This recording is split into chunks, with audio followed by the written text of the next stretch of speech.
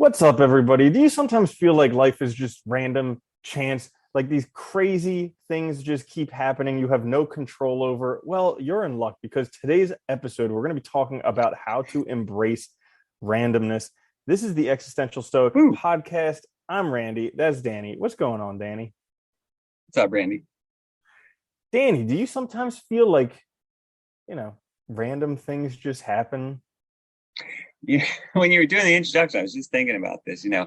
I actually, yes, I do. And I always feel this way, especially like you ever like ask yourself, like, oh, I shouldn't have done that. But then you start thinking about it. You're like, well, if I didn't do that, then this wouldn't have happened, and that wouldn't have happened, and that thing wouldn't have happened. I wouldn't have met that person. And like, so even something horrible can, in effect, have like a good outcome or a positive side to it. And it's like that has always like convinced me of randomness because it's like you can never tell like the myriad of connections and causalities that are playing out. You never know like which ones you're gonna like find valuable or not. And it's like it's totally random sometimes feeling like even if you didn't even consciously make a choice.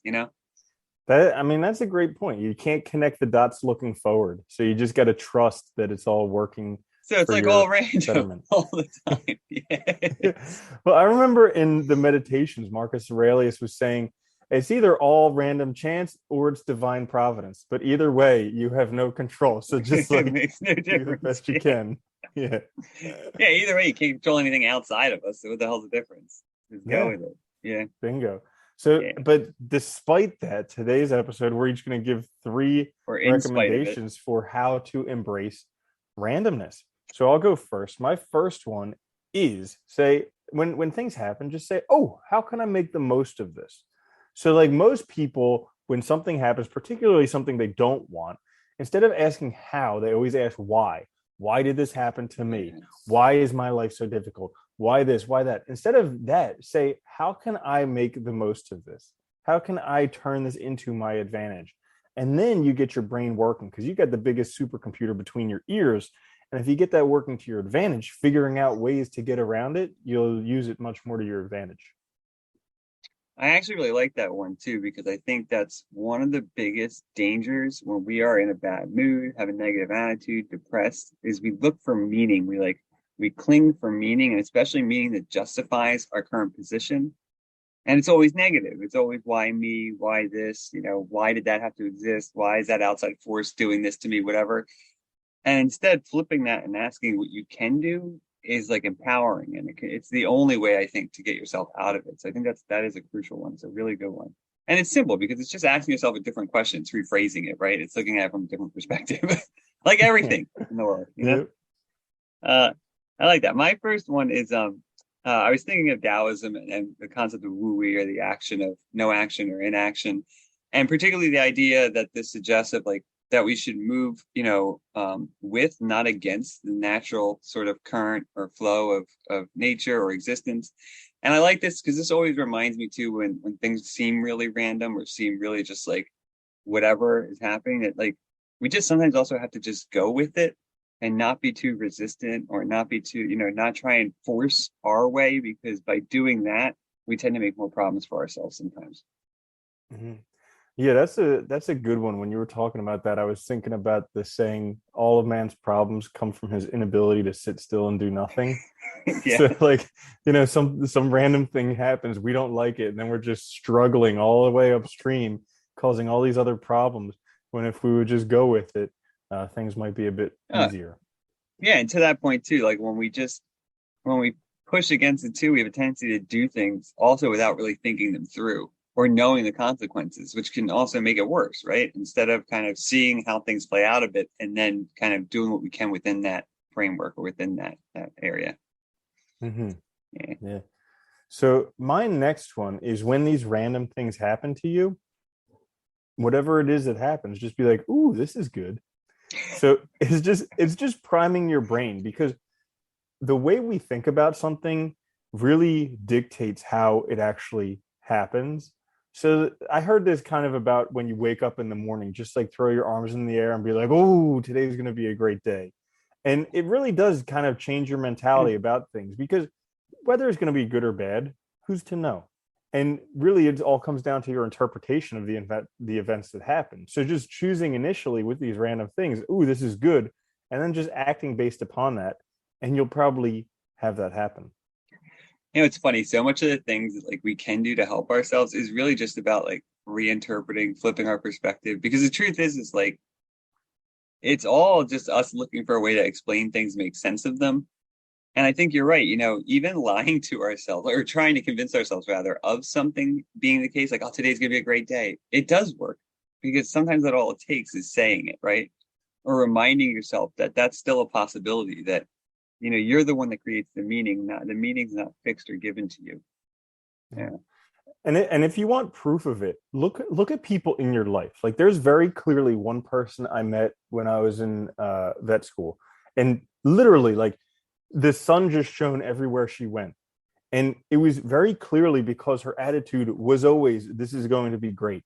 And then I look Yeah. at somebody else who everything is terrible in their life, and it's very clearly because their attitude is, this is terrible. So they're always looking for that prophecy to be fulfilled, and they always find it.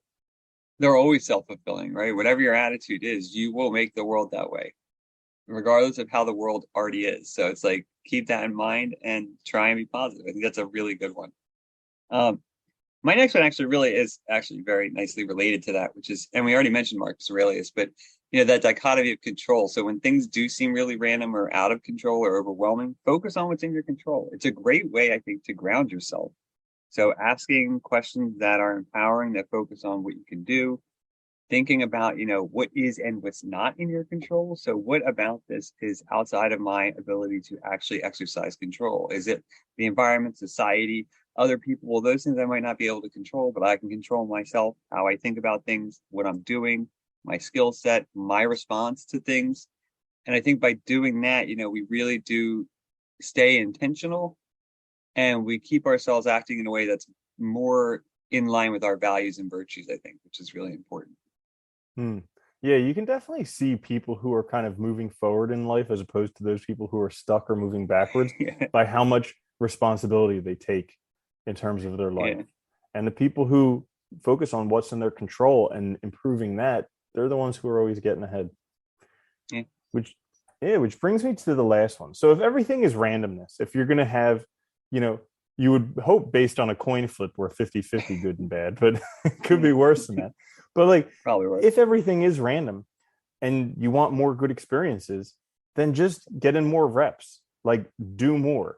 They say if you want to, succeed faster, fail faster. And so it's the same type of thing where like if you want good things to happen to you, you just got to have more of these incidents so then you can have more of the good things that you're looking for. I really like that one too, because it's like keeping your mindset focused on just doing sometimes can be so helpful too. Because instead of like wallowing, instead of being depressed, instead of becoming a victim, you just keep going. You're like, I just more of this, whatever it is, please. And eventually, something good will come of it, right? Yeah. And I think that's Like great too, because I was gonna say, you never know I'm how it's gonna be interpreted later. Go ahead, sorry. Yeah.